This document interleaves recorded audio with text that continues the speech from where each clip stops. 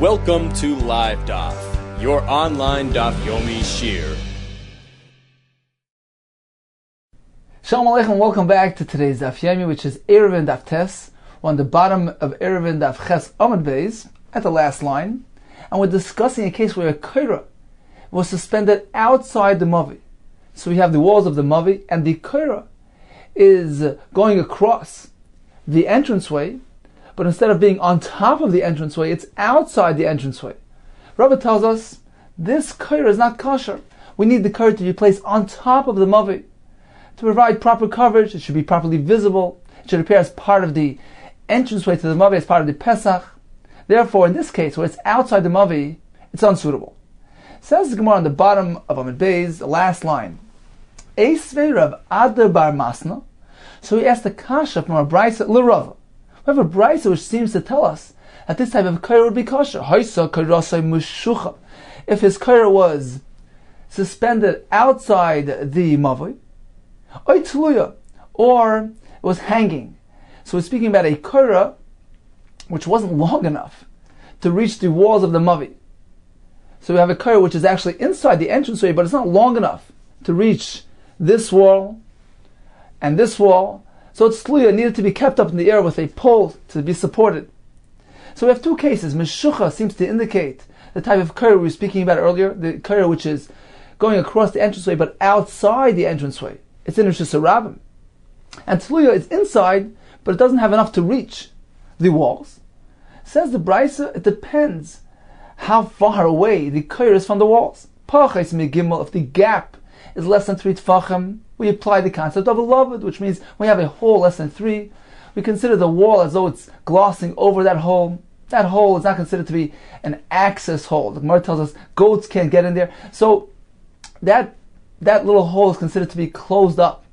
So whenever we have this gap, for instance over here, the koira, which is at a distance from the mavi wall, so if the gap is merely 3 tfachim or less, then you're okay. It's as though it's connected and it's one and the same. There's no need to bring another koira. You don't need to replace this koira, which is fine. Gimel, but if the space between the koira and the walls of the mavi is 3 tfachim or more, then it doesn't work. It doesn't relate to the mavi. Tzorech lahavi koira acheres. You need to replace it with another koira. This is the shita of the chachamim that laved must be less than 3 tfachim. Reb Shimon Gamliel holds, generally speaking, laved is anything less than 4 tfachim. So he says, Reb Shimon Gamliel oimer pachis midalit. If the gap between the koira and the mavi is less than 4 tfachim, then you're okay. Ein tzorech lahavi koira acheres. No need to replace. Dalit, but if it's 4 tfachim or more, tzorech lahavi koira acheres, you need to replace it with another koira which will conform, which will be long enough, which will be sitting in the right place on top of the mavi.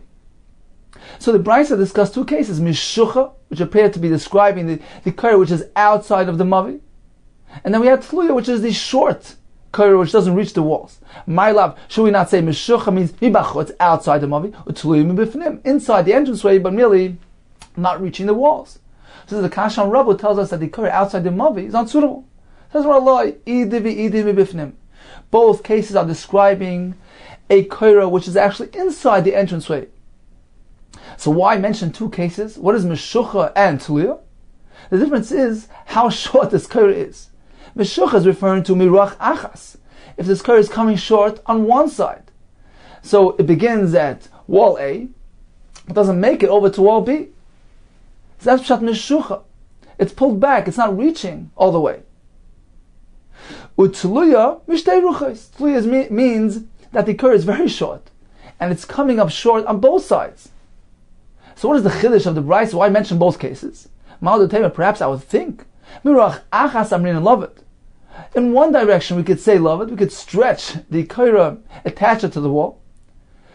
Mishtei ruchos v'yamrin laved. But to say laved on both sides, we don't say that. The point of laved is to take something solid and whole and stretch it a bit. But if this koira is actually short on the other side as well, so you have to stretch this side and stretch this side, you're stretching something which is really inherently incomplete. So you're applying a double lavud. Perhaps I wouldn't say that. Kamash Malon, the brayso says, no. Lavud can be applied even in this case. Rav Ashi Omar, He doesn't hold of this chiddush. He says twice loved, no difference between one loved and twice loved. So apparently, the Brisa here is teaching us a different halacha, describing a different case. Mishucha vehi tluya. When the Brisa says mishucha tluya, it's merely describing the same type of case. It's a combined problem. You have a kaira which is mishucha, and there's also tluya. So mishucha means it's coming up short, and it's also suspended. What is the description of this case? For instance, that he affixed two rods, akumais, bent rods, al shnei koisli mavi, atop the two walls of the mavi. So you have the walls of the mavi, one here and one here, and on top of the koisel of the mavi, he affixed a rod. So it's an L-shaped rod. It has a vertical portion which is less than 3 tfachim. It has a horizontal portion facing inward into the entranceway which is also less than 3 tfachim. And that's supporting the kaira. So the kaira is deficient on two accounts. Number one, it's short. It doesn't have the length, the required length. It's coming up short. Number two, it's suspended above the wall because the wall is here. So the kaira is both mishucha. It's pulled away from the wall. It's not reaching the wall. It's ending here. And it's also tluya because it's up in the air. So you need to extend it and bring it down. And this is happening on both sides of the kaisel. So we have shtei yisedes, two of these pegs, akumais, bent, al shnei koisli mavoi, on top of both walls of the mavi, on both sides of the entranceway, which are supporting the kaira. She'ein begoivhan gimel, the vertical portion is less than 3 tfachim, ve'im bakum misan gimel, and the horizontal portion, the bent portion, is also less than 3 tfachim. So we need to stretch this kaira and apply loved. And we need also to apply another concept called chavoit rami. Chavoit rami means throw it down. So if we have a roof which is suspended up in the air, since that roof is hovering and covering the area, we can go ahead and bring down that roof to the required height. These two principles, which are applied to mechitzis. In this case, we need to apply both of them. We need to apply loved to bring the kaira over it should be equal to the kaisel. Number two, we need to bring down on the kaisel. So love and a chavait, do we combine both elements together? So the chiddush is yes. Perhaps I would say, lavad amrin. You can either say love it independently, or chavait amrin, or chavait independently. Lavud v'chavait le'amrin. But to say them and combine them and use them in tandem, perhaps we can't do that. Kamash Malon, says Rav Ashi. The Brisa is teaching us both concepts can be combined and used in tandem. So in conclusion, there's no kasha on Rava. Rava tells us that kaira cannot be placed outside the mavi. The Brisa is not allowing that. The Brisa is either speaking about a kaira which is coming up short, either coming up short on one side, or on both sides, and we must apply a double lavud. According to Rav Ashi, we're speaking about this kaira which is sitting on the entranceway, but it's short and also suspended. We apply the concept of lavud and chavoit ram. Tani Rav Zakkai kamed Rav Yochanan. So Rav Zakkai presented a brisa in front of Rav Yochanan as follows: Bein l'chayayim, alongside a lechi. Rashi explains l'chayayim, which is a lashon rabim, is a reference to the general lechi concept found all over. But the point here is, alongside a lechi, which is present at the entranceway to a mavi, so the side post affixed at the pesach of the mavi, the question is, can one be metaltal alongside that lechi? So you're not inside the mavi, you're not within the confines of the lechi, you're alongside the lechi. What about using the space underneath the kaira? So Rav Zakkai presented a brisa which said, Nidon ke karmelis. Both these areas are treated as a karmelis, as an unfenced area where a person cannot carry things around midrabanan. That was his presentation. Amar Lei, so Rav Yochanan was displeased with this. He says, go outside, Tani Levara, go teach it outside the base medrash. Meaning this brisa that you presented is unreliable. I disagree with it. Now, how far did he disagree? Did he disagree on Tachas HaKur and Tachas HaLechi? Or perhaps he agreed on one and not on the other? We have a difference of opinion between Abaye and Rav. Abaye. Mistar and Misr Rav Yochanan Tachas HaKur. It is logical. The opinion of Rav Yochanan that one can carry apparently applies under the koira. The koira is this beam, and it's generally, it has to be at least a tefach wide. So this area underneath the koira is underneath something which is noticeable, and therefore one can carry under that koira. There's no room for confusion, there's no room for mistakes. But alongside the lechi, says Abaye, certainly it would be asa to carry there. Why? As Taisus explains, there's a gzera, since a lechi can be very thin and flimsy. There's no required width. So the area, the lechi, is not so noticeable. So if you allow carrying alongside the lechi, perhaps this will lead one to actually carrying Shusar Rabbim. Since it's not such a discernible thing, the lechi is not so clear and discernible, so carrying there might lead one to carrying Shusar Rabbim. Therefore Abaye says, I agree that under the koira you can carry, but alongside the lechi not. Rava Amar, Bein l'chayayim nami mutter. I hold that even alongside the lechi, one can carry, although it's not under this koira, it's not under this roofed area. Nevertheless, this space alongside the lechi, despite the fact that it's not within the confines of the lechi, it's not actually within the mavi, it's alongside the lechi, it's the entranceway to the mavi. But since it's a small, insignificant area, it's called a makam pitur, so it's bottle to the mavi and has the same status as the mavi.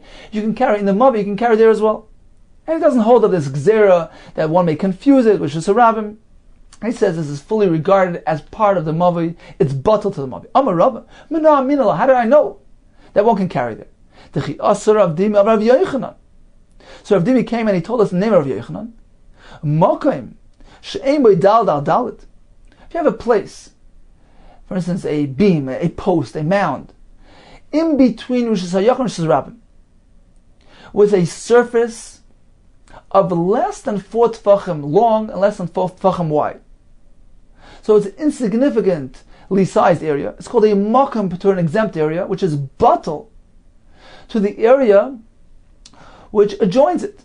So this makam, which is in between the Rosh Hashanah and Rosh Rabbim, both members, both people, the Shayachid person and Sharabbim person, can use this post and place his item on it. Mutter l'vnei Rosh Hashanah and also l'vnei Rosh Hashanah, the Katav, they can place their loads on it, because it's not considered to be a transfer of Rishuyos. This place is bottle to these respective Rishuyos, provided they don't swap, they don't go ahead and hand something over from the Rosh Hashanah on this side of this post to Rosh Hashanah on the other side of the post using the post. This is a drabban. It shouldn't appear as though they're transferring something from Rosh Hashanah to Rosh Hashanah.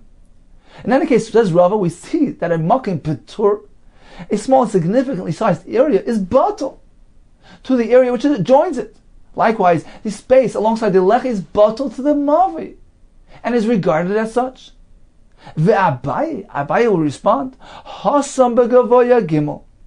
They're sifted, because this post, for instance, has some height to it. It's at least 3 tefachim in height. Therefore, it's something visible and discernible. There's no room for confusion, as opposed to the space alongside the lechi, which is on the ground. It's less than 3 tefachim. So, although it's a small area in size, but there's a gzera that perhaps if you allow there, one won't differentiate between carrying the air and carrying Shusar Rabbim. Therefore, I maintain that one may not carry alongside the lechi. Amar Abaye ben Aminillah. How do I know this halach? The Amar of Chama bar Guri Amarav. Toicha Pesach. The area within the entranceway. For instance, we have the walls of the mavi extending and heading to Rosh Hashanah, and then at the entranceway there's a bend in the wall, so they partially block that side and create an entranceway. So between these two bends is the Pesach. That's called Toicha Pesach. So this area, this Toicha Pesach, is considered to be alongside the lechi, because these bends in the wall are considered like a lechi. So alongside the Pesach, within the space of the Pesach, that's called alongside the lechi.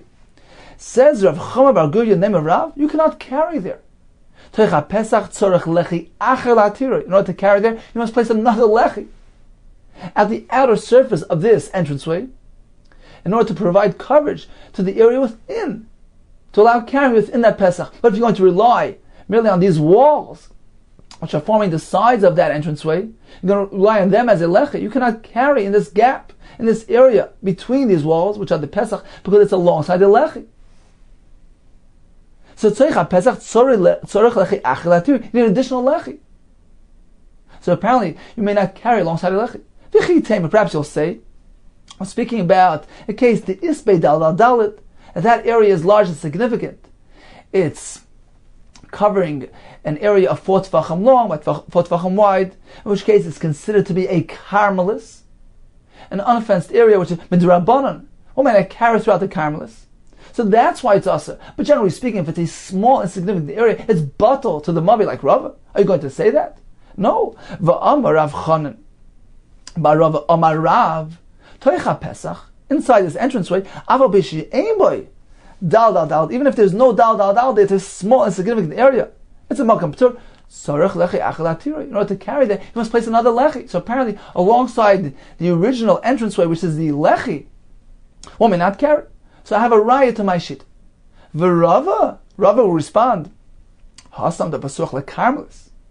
So Rava responded that it's different over there because the mavi is open to a carmelis, and therefore the space in the entranceway cannot connect to the mavi. Rather, it actually connects to the carmelis, which is outside the entranceway to the mavi. Says the Gemara, Avalosh Sarabim. My shari? But you're going to say that if the mavi is heading into Sarabim, then you allow carrying that small, significant entranceway area, despite the fact that it's open to Sarabim. Can that be so? Can a Rosh Hashanah be better than a Carmelis? It's open to a Rosh Hashanah, which is a Rosh Hashanah Torah. Yitziva be'ara. Are you going to say the citizen is down on the floor, the Giyora and the newcomer B'Shmei Shemai is up in the sky, he's accorded great honors? It's meant to be in the reverse, meaning, how can you say that when it's open to a Carmelis, which is merely Rosh Hashanah, then that causes the entranceway to be Asur B'Tiltal? Whereas if it's open to Rosh Hashanah, where it's a Rosh Hashanah Torah, then you may use that entranceway despite the fact that it's broadly open to the Rosh Hashanah. How can you say that? It's meant to be in the reverse. It says more in, yes. Motza minas mina v'neir. When two things are like-minded, they are of the same type, they reinforce each other, they connect each other. So in this case where there's a Carmelis right outside the Mavi, the space within the entranceway, which is technically It's not a part of the mavi. It's not enclosed in the mavi, so it doesn't have that proper enclosure. It's like a carmelis, but since it's a small area, we regard it as a makam tur. But once there's a carmelis running alongside the entranceway, that small area connects itself. It gets chizuk from the carmelis outside. It joins it. It joins forces with the carmelis and is regarded like a carmelis as well. So that's why when it's open to a carmelis, one may not use that entranceway, even though it's alongside the lechi. As opposed to where it's open to Rosh Hashanah. Rosh Hashanah is an entirely different category of an area. This entranceway doesn't relate to it. It's a different min. So rather than connecting to the Rosh Hashanah, the entranceway turns inward and is batal to the mavi. And one can carry in this entranceway. So in summary, when we have a space which is alongside a lechi, so if this entranceway is 4 tefachim by 4 tefachim, all agree one cannot carry there. It has a bit of a carmelis. But if it's less than 4 tefachim in dimension, and it's 3 tefachim high, all agree that it's mutter to carry. That's a makam tur, and it's batal to the adjoining areas. When we have an area which is less than 4 tefachim in dimension, but it is less than 3 tefachim in height, then it depends. If it's open to a carmelis, then all agree that area is considered a carmelis. As the Gemara said, Motza minas minoi. One min found the other min, meaning two things that are the same min. Min es minoi v'neir, and he wakes him up. He reinforces him. He connects to him. And we regard that entranceway as a carmelis. When it's open to Rosh Hashanah, then we have machlokes. According to Rav, it's mutter, because this space is batal to the mavi. According to Abai, it's asur, because any area alongside a lechi might arouse confusion, and therefore one may not carry there. Continues the Gemara. Amalei Rav Huna Brei Rav Yishua Rav. Do you not hold the bein lechayayin aser, that alongside a lechi, one may not carry? V'amar Rabbi Rachan Rav Yochanan, mavoi short safa b'lechayayin. So a person affixed several lechis. The chayayin is lashon rabim of lechis. He affixed several lechis at the entranceway to his mavoi. Pachos midalet, leaving a space of less than 4 tefachim in between the lechis. So you have the wall of the mavoi, which is heading towards his rabim. His fellow placed a lechi and another lechi and another lechi, spacing them less than 4 tefachim apart. Says the Gemara, Banu la machlokes. Rab Shimon Gamliel v'Rabbanan. This will result in a machlokes between these two shittas. Explains the Gemara. Rab Shimon Gamliel the Omar, who says Amrina Lavud, that when two things are spaced less than 4 tefachim apart, we connect the two things. So in this case, these lechis are spaced less than 4 tefachim apart. We connect them, and therefore we regard them as one continuous lechi. It's like one big unit. All these lechis are as though they're connected with each other, considered one continuous lechi. And since you cannot use the area alongside a lechi, so you can only use the mavoi up until the inner lechi. It's all considered to be one lechi. So only until the inner corner of the inner lechi. Mishtamish ad chudi apnimi, you can only use up until the corner, the inner corner shel lechi apnimi, of the inner lechi. L'Rabbanan de Amri lo yamrin Lavid. However, according to Rabbanan, they don't regard Lavid in this case because the lechis were more than 3 tefachim apart. They were spaced less than 4 tefachim apart, but there's 3 between them. So each lechi is a separate entity. So according to Rabbanan, he can use the mavoi up until the farthermost lechi, until the first lechi, which he considered as his lechi. So up until there he can use, which is the chudei apnimi of the lechi hachitzim, of the exterior lechi. Says the Gemara, L'Rabbanan de Amri, who say lo yamrina Lavid, we don't apply Lavid in this case. In which case, each lechi is considered independently. Mishtamish at chudei apnimi shel chitzin. He can use the area of the mavoi until he gets to the outer lechi. The chudei apnimi means the inner corner of that lechi. It means up until the beginning of that lechi. Apparently, alongside a lechi, all agree one may not use. Abo bein l'chayayin de kul yam yasu. So it's a kashan Rava.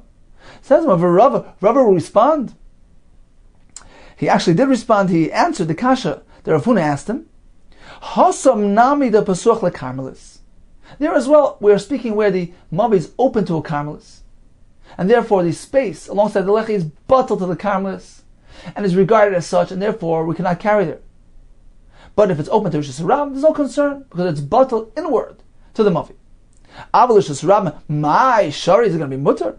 How can you say that Yitziva Ba'ara, the citizen down on the ground, V'yigiyoyer, which is merely a karmelis, B'shmei Shemaya?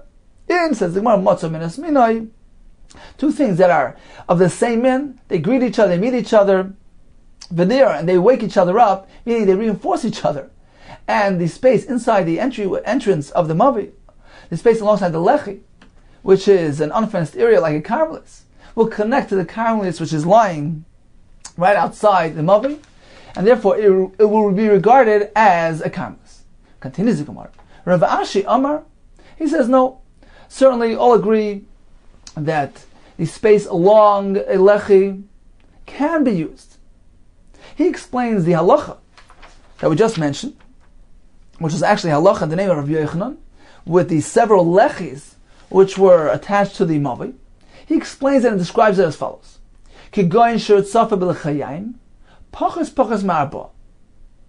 So he went ahead and he attached lechis, leaving a space in between the lechis, a gap less than 4 tefachim. B'meshech arba amos. So this is what Rashi is adding, that the total length of all these lechis and the space between them, the total length combined is 4 amos. Now we know that a lechi, which is 4 amos, is not considered a lechi. We regard it as a kaisel of the mavoi, because a shiur of a mavoi, the minimum shiur of a mavoi is 4 amos. So when we have a lechi that size, it is treated like a wall of a mavoi, because it encompasses the size of a mavoi. It is no longer regarded as a lechi. So in this case, where all these lechis combined will total 4 amos, this will be dependent on the machlokes between Rav Shimon Gamliel and the Rabbanan. Why? Because according to Rav Shimon Gamliel, that these lechis, which are spaced less than 4 tefachim apart, are combined with each other, which results in a very large size lechi, 4 amma lechi. So this lechi is null and void. Says the Gemara, Rav Shimon Gamliel, the Amar Rabbanan Lavud, Havale Mavi. It's not a lechi. It's regarded like a mavi, like a wall of a mavi. And therefore, it's useless. One needs to affix another lechi to permit carrying the mavi. However, Rabbanan the Amri, who say that in this case, where there is a space in between these lechi, which has 3 tefachim, lo yamrinu lavud, we don't apply lavud in this case, because greater than 3 does not allow lavud. In which case we treat each lechi independently. There's no connection between the lechis. So the lechi is merely a narrow lechi. It's not a 4 amma lechi. So it's fine and dandy. It helps the mavi. And one can carry the mavi. Therefore, no more lechi is required to allow carrying in the mavi. But certainly when it comes to carrying alongside a mavi, there's no discussion here regarding that halacha. Perhaps one may carry alongside a lechi, like Rav. Says Gemara Kasha. We just said that according to Rav Shimon Gamliel, who applies lavud in this case, this results in creating a very large size lechi, 4 amas in length, which is no longer useful as a lechi. It appears like a mavi wall. Says the Gemara, however, we have some difficulty, because let's assume that this was affixed like a typical lechi. Rashi describes your typical lechi was actually protruding a bit into Rosh Hashanah to make it more discernible and visible, to provide adequate separation.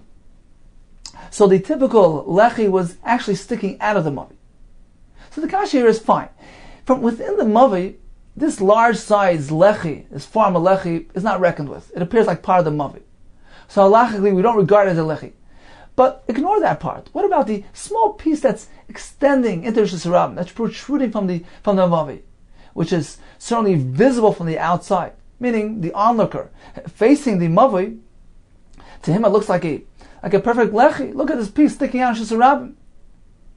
So since it's discernible from the outside, despite the fact that it's not really visible from the inside, and inside it's merely part of that mavi wall, but from the outside, it appears like a proper lechi. So the fact that a lechi is visible properly from the outside, why can't that benefit the mavi as well? Why can't that create adequate separation? The person looking at the mavi sees, whoa, it's a separate area, look at that lechi. So he detaches himself, so to speak, from the mavi, which results in the mavi being detached from Shusarabim. So despite the fact that it's not visible from the inside, why can't this help? Says Rav Shimon Gamliel, who says that due to lava, this is a large size lechi, and from the inside of the mavi, it looks like part of the mavi, like a mavi wall, and therefore it can't serve as a lechi. But since it's visible from the outside, because it's protruding a bit, let it be like the halacha, where a lechi, which is visible from the outside, and it is not visible from the inside. So this is going to be discussed soon. Cases where a person places his lechi in a manner where it's visible from the outside, but not from the inside. And inside the mavi, it seems merely like part of the wall. It's shove, it's flush with the wall. So it's visible outside, not inside. Likewise, in this case, it's a similar type of situation. Inside the mavi, it doesn't appear like a lechi. It's this large size lechi which appears like a wall, but from the outside, there's a bit protruding. It's something sticking out, just around him. That should provide adequate lechi coverage. Answers the Gemara. Midihu time. Eller Rav Yochanan. Isn't this whole discussion with regards to Rabbi Yochanan Shita? He was the author of this halacha of the multiple lechis.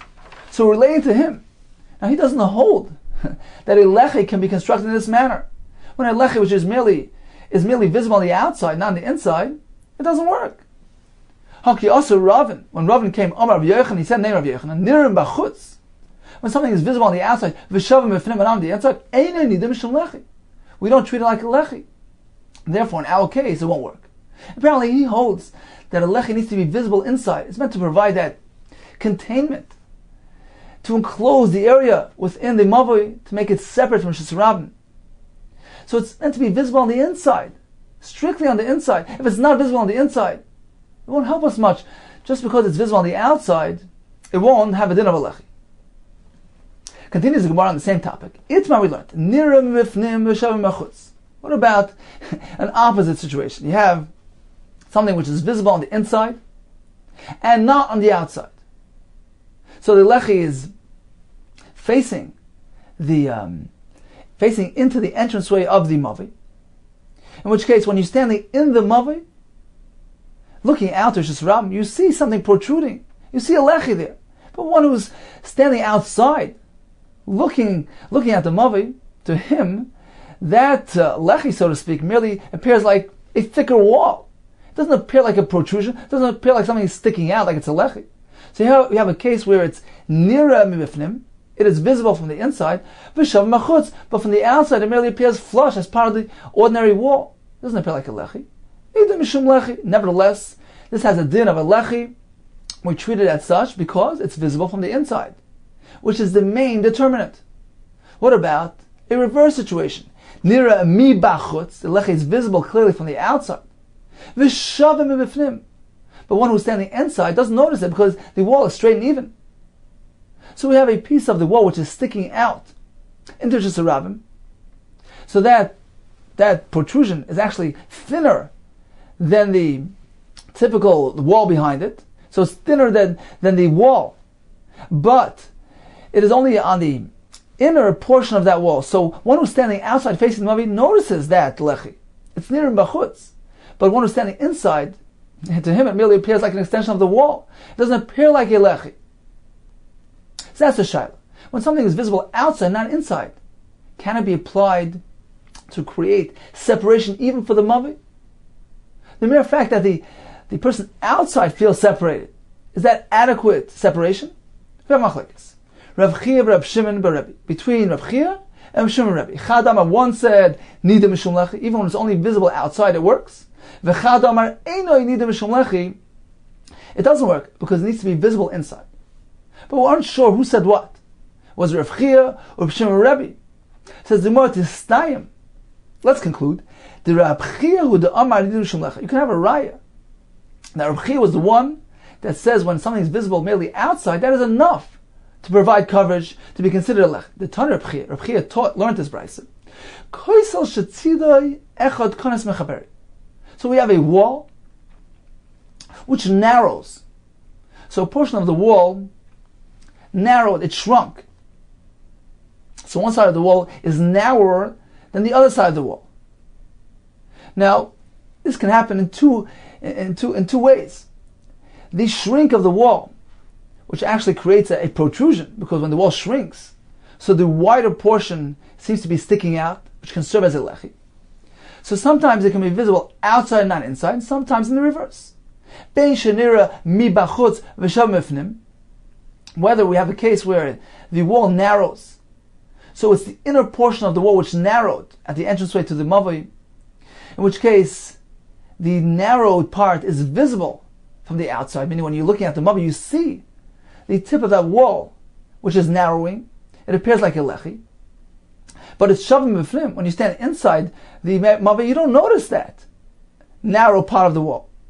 So that's one example. Ubein, or in the case shenira mibifnim, shavim mechutz, you have the wall narrowing in the inside of the mavi. So the inner portion of that wall shrunk, which created a protrusion as you head along to the outside of the mavi, towards the entrance, so you see the wall widening. So that's considered to be nira b'fnim. That lechi is apparent from inside the mavi, but it's not visible from the outside. V'shavim machutz, because one standing outside, to him this wall merely appears like a thick wall. In either case, whether it's visible from the inside and not on the outside, whether even when it's only visible from the outside, nida in mishum lechi, it is treated like a lechi. This time, okay, so you can have a right from here. The Rav Chia, who's the one who taught us brayso, holds that even if it's only visible on the outside, it works. Says the Gemara, not necessarily. Rabbi Yochanan, we learned earlier that Rabbi Yochanan holds that if it's only visible outside, it doesn't work. Do you think he didn't hear of this brayso? Certainly he heard the brayso, but he doesn't agree with it. Likewise, Rav Chia Nami, although he taught it, Perhaps he doesn't agree with it. How do you know that Rav Chia subscribes to this shita? Says, how could you compare? Rabbi Yochanan certainly doesn't hold of this halacha. That's why he didn't learn it, he didn't teach it. But Rabbi Chia, if you hold that, he doesn't agree with it. He holds that when something is merely visible from the outside, it cannot be applied to the mavi. Why is he learning it? Why is he teaching it? Apparently he holds that something is merely visible from the outside is sufficient. Continues the Gemara. Amar Rabba Barav Huna Nira mebachutz v'shavim b'fnim nida mishum lechi. So he taught the name of Huna that something which is merely visible from the outside is effective. Amar Rabba umasvina shmaitin. We asked the kasha on this halacha that was taught by Rav Huna. We asked the kasha on it from the Mishnah, which seems to indicate that something which is merely visible on the outside could not be applied to the inside. The Mishnah says chotzer ktana shenifratz l'gedola, a small courtyard which was breached to the larger courtyard. So we have a large chotzer which adjoins a small chotzer, and the small chotzer's wall is missing. G'dola muteres uktana asura. The result is that one may carry in the g'dola and not in the ktana. Why? Because since the g'dola is overlapping the ktana, it's enveloping the ktana, it's coming around the ktana, as we see in the picture on Rashi, in the bottom right corner. So you have the Chatzar Ktana next to the Chatzar Gdoila, and the Chatzar Gdoila is actually larger than the Chatzar Ktana. So that overlap on both sides of the breach, where the Ktana comes into the Gdoila, creates an entranceway, creates a Pesach here for the Gdoila. So on his end of things, this Pirza is not a Pirza. For the Ktana it is, because he lost his entire wall. When one stands inside the Ktana, what does he see? He sees nothing. He sees empty space. His entire wall was breached to the Gdoila. He's completely enmeshed, blended into the Gdoila. Therefore, he needs the Erev Chatzeris to make an Erev together with the residents of the Gdoila to allow carrying within the Chatzar Ktana. But for the Gdoila's purpose, this is considered to be a separate entity. Because from his perspective, that overlap, those walls alongside, on the right and left of the Pirza, of the Ktana, as far as he's concerned, are considered to be making a Pesach for him. His entire wall is not missing. He has two portions of wall remaining. Therefore, for the Gdoila it's considered a Pesach, and therefore he does not need to join an Erev with the Ktana. He can carry regardless. So Gdoila muteres uktana masura mepnei sheike pischa shegdoila, because this entry point between the Ktana and Gdoila is regarded as the Pesach of the Gdoila due to the overlapping walls. Now let's analyze this. The overlapping walls are effective for the Gdoila. Why not for the Ktana? If something which is visible from the outside of the Mavi or outside of the Chatzar can be applied inward, can benefit even the area within, and doesn't necessarily see it. So why in this case don't the overlapping walls of the Gdoila assist the Ktana as well? Let's consider this meeting point between the Ktana and the Gdoila as a Pesach, not only for the Gdoila, but for the Ktana as well, because the Pesach is visible mibachutz, outside of the Ktana. V'isa, if you hold that the exterior visibility provides coverage within, for the area within, Ktana nami tishtri. So the Chatzar Ktana should also be mutter b'nirim b'chutz shavim b'fnim, by applying this concept, because the Pesach is visible outside the Ktana. Let that form as a separating factor. Let that serve as a Pesach between the Ktana and the Gdoila. Says the Gemara, Amar Rav Zera, merely for technical reasons, we can't apply this concept. Because the story was that the Ktana was actually entering the Gdoila. The walls of the Ktana were actually protruding, extending into the area of the Gdoila. In which case, the overlapping walls of the Gdoila are too far. They're too far removed from the Pirza, which is inside the area of the Gdoila. Therefore, those overlapping portions cannot constitute a Pesach for the Chatzar Ktana. They're too far away from the breach. But generally speaking, certainly, when we have a proper case of Nira B'chutz, such as in the cases mentioned earlier when you have the lecha, which is visible on the outside, which is situated at the entranceway to the mavi, the fact that it's visible outside is enough. Says, well, okay, it's too far away. Why don't we apply the concept of love it and permit it? Meaning, although the walls of the Ktana are extending into the Gdoila, let's go ahead and erase the gap which is between those extensions, those walls, between those walls and the walls to the right and left of it. The walls of the Chotzer Gdoila, which are heading in the same direction. Why don't we just connect these two walls, erase that gap in between them to the concept of Loved? Now, we're going to have a properly formed Pesach. We're going to have, it says, we're going to have gaps. We're going to have pieces of overlapping walls on both sides of that entranceway. So this is described in the picture in Rashi on bottom, on the second from the right. So Rashi describes the Loved there, meaning the space in between the extending walls of the Ktana will be connected with the walls of the Gdoila to the right and left of it. And once we fill that gap, we have a Pesach there. We fill the area, it's as though it's built up. That should form as an entranceway for the Ktana. And since it's visible outside, meaning it's visible mibachutz, it should help and be effective for the Ktana, allow carrying within it, because it's a Pesach. It's not a pirza, it appears like a doorway. So v'lema love it, let's apply love it to Tishri, and let the Chazak Ktana be mutter.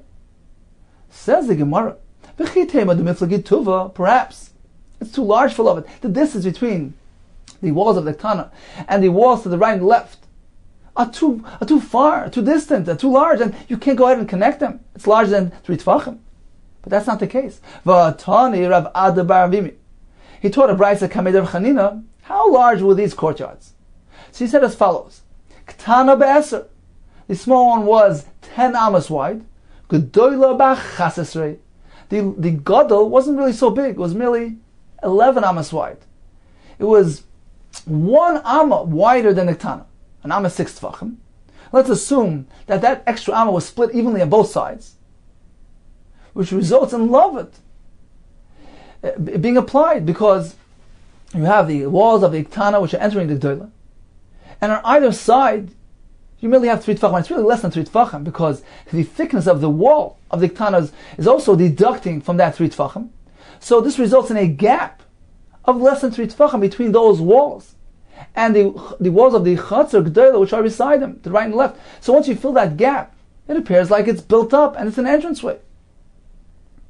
Says the Gemara, actually, the extra amma that the Gdoila overlapped wasn't split evenly. It wasn't cut evenly, 3 on this side and 3 on that side. It was actually 4 tefachim on this side and 2 on the other. If you have 4 tefachim, that's larger than Loved. Apparently, the walls of the Chotzer Ktana, which are extending to the Gdoila, are situated in such a manner.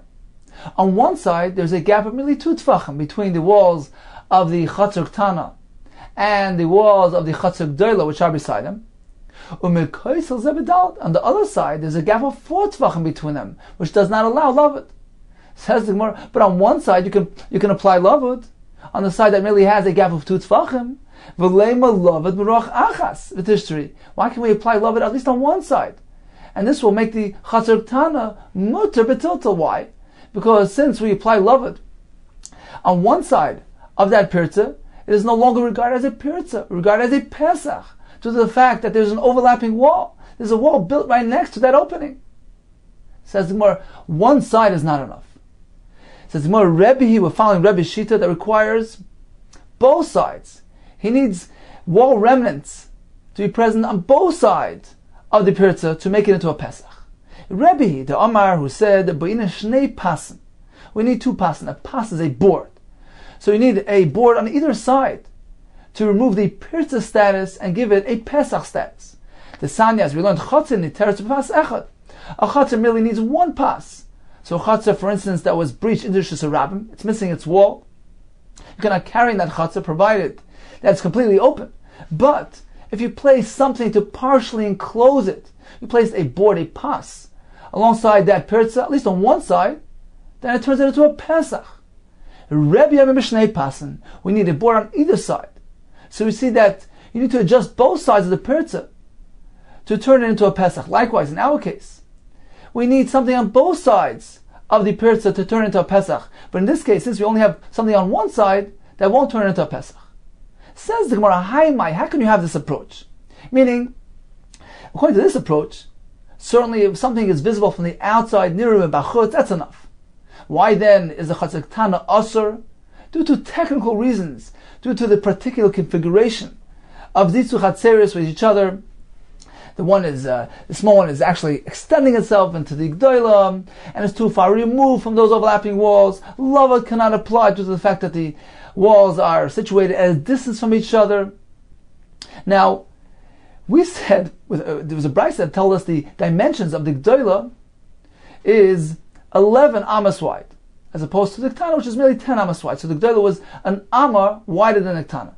The Gemara is going to challenge, why did we pick that number 11? According to your approach, it wouldn't have been better if the chatzak gdoila would have been much larger, 100 amas wide, which would explain why, for instance, lavet can't be applied, because it's too wide. The distance between the walls of the ktana, which are extending into the gdoila, and the walls of the gdoila is too wide. It's too great an area to apply lavet. So why did we choose the number 11? Which leads to confusion, perhaps. We had a kasha, it's only 11, meaning it's only 6 tfachim wider than the small one. So let's split it up, 3 and 3, let's make lavet. We had a kasha, we had a teretz, no, it's 4 and 2. It leads to confusion. Why did we specifically choose the number 11? Which doesn't really have a purpose here. So it seems to be a bit difficult, according to your approach. So apparently, the correct approach is that indeed, when something is visible from the outside, it is not effective for the inside. So the chatzak tana certainly had no chance of being mutter, because the fact that there are overlapping walls on the side of the chatzak don't benefit the tana whatsoever, because it's merely near bachutz, not visible from the inside. That explains why the brayso told us that the gdoila was 11 amas wide. Explains the Gemara. Hi, mai. How could you have this approach? It all works well if you say nirim bachutz v'shavim mifnim eino nidim mishum lechi. When something is merely visible from the outside and not from the inside, it will not be regarded as a lechi. Likewise, in this case, we have these overlapping walls of the chatzak gdoila. They won't be applied to the chatzak tana. For Rebbe Savalak Rabbi Yosi, and Rebbe that we just mentioned, who requires the walls on either side, he requires 2 pasim and requires 2 remnants, 2 overlapping walls on either side of a pirza to be considered a Pesach. He holds like Rabbi Yosi, who holds that, you know how wide this overlap needs to be, this remnant, this pas needs to be at least 3 tefachim wide, it needs to have some significance. So if Rebbe holds like Rabbi Yosi, now we understand why the gdoila needs to be 11 amas wide, because you need to split it evenly, 3 amas, 3 tefachim on each side, because 11 amas means it's 1 amar wider than the chatzak tana, which gives us an extra amma, which is 6 tefachim, 3 tefachim on either side, to provide the proper enclosure for the gdoila, because we need a pas of 3 tefachim on either side, because Rebbe holds like Rabbi Yosi. That explains things. Uder Reb Zera, Uder Ravina Lessa, and this whole discussion where Reb Zera told us that the chatzak tana is actually extending into the gdoila. That explains why the chatzak tana is aser. And the Ravino told us that it's 4 and 2 Lessa. We disregard that. We don't reckon with that. We don't apply that. That will explain why the brayso specifically described the tana as being 10 amas in width, and the gdoila 11 amas wide. Mishum de Rebbe Savlak Rabbi Yosi. It's strictly for this reason, to allow the gdoila to carry within it. Meaning, this requirement is for the gdoila, to allow the gdoila to carry. You need that extra space. You need an amma to be split into 2, 3 tefachim on either side to provide adequate overlap, to allow carrying the gdoila, to make this into a Pesach. So this works well according to this approach. That certainly the ktana would never be mutter, because something which is visible from the outside doesn't provide coverage for the inside. And we don't need all these descriptions that we discussed earlier, that the ktana is entering the gdoila, and that there's 4 on one side, 2 on the other. This is not applicable, because the ktana in either case would be aser. The reason why the gdoila needed to be 11 amas wide, because that extra amma split into two gives us 3 tefachim on each side for the overlap, which is required to allow carrying the gedolah. Eloi amras niru v'chutz v'shavim v'bifnim. According to you, that's something which is visible from the outside. For instance, this Pesach configuration, which is visible from the outside of the Chatzak Tana. V'shavim v'bifnim, although it's not visible from the inside, neither mishum lechi.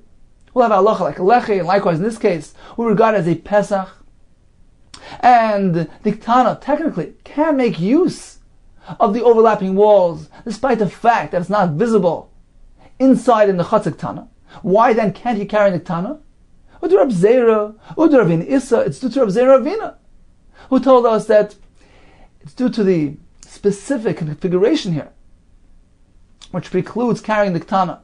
Rav Zera said that the Kaisel and Tana are entering the Gadol and they're too far away from those overlapping walls. Ravina, who told us it's far on one side to the other. Issa, we subscribe to that. And Rabbi does not subscribe to Rabbi Yossi. He doesn't require the pas to be 3 tefachim wide, just as you had told me, because we said that the gap on one side is merely 2 tefachim wide, so the overlap wall there is merely 2 tefachim. So apparently Rabbi does not hold like Rabbi Yossi. So according to that approach, we have one thing difficult. Gedolah ba'achas lamali. Why was the Chatzak Gedolah described as being 11 amas wide? Either way it's difficult. The number seems to be difficult. If the point was to explain why the Chatzak Gedolah is mutter, to the fact that it's wider than the Tana, has overlapping walls to create a Pesach. Why the number 11? Be'eser ushtei tefachim sageh. It would be enough if it's only 10 amas plus 2 tefachim, meaning it overlaps the Chatzak Tana just a bit, which provides some overlap. Because we don't need the overlap to be 3 tefachim, so 10 amas and 2 tefachim is enough. If the point being made here is to explain why the Chatzak Tana is aser, and that's because the Chatzak Gedolah is greater than it overlaps, it's bigger, and eliminates the concept of loved.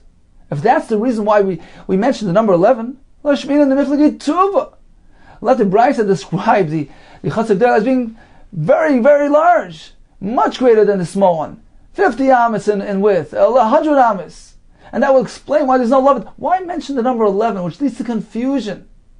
It led us to ask a kasha, if it's only 1 amma wider than the Tana, which is 6 tefachim, let's split up the 3 tefachim on either side and make lava. That creates problems. Why mention the number 11? Be safe. Mention number 50, 100, which will explain why there's no loved, why you can't carry the Tana. Ella lav shmamina. Apparently we have a right from here that your approach is incorrect. And in reality, nira mebachutz v'shavim b'fnim, when something is only visible on the outside, eino nidim mishum lechi, it cannot be considered like a lechi.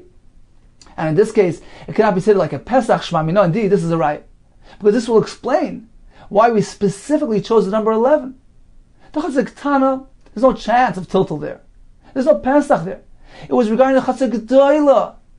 To explain why carrying the Gedolah, because it has a pesach. Why does it have a pesach? Because it's an amma wider than the Chatzak Tana, which creates overlaps. And since an amma is 6 tefachim, so each overlap was 3 tefachim, which is a prescribed shiur for a pas, that explains why one can carry in the Chatzak Gedolah. Okay, brief chazorah of today's shiur. We began with the kaira, which is placed outside the mavi. That's puzzle. If the kaira runs short, doesn't reach the wall, but it's placed within the entrance, then we can apply lavud. We can even apply lavud on both sides. And also, if it's suspended above the entrance, we can apply chavot, bring it down to the kaisel. We discussed the halacha of carrying alongside the lechi. So we said as follows: if that space is large, it's 4 tefachim by 4 tefachim, that's considered like a carmelis. What if it's smaller than 4 tefachim, and it's 3 tefachim in height? All agree it's a makam ptur, it's batal to mavi, you can carry there.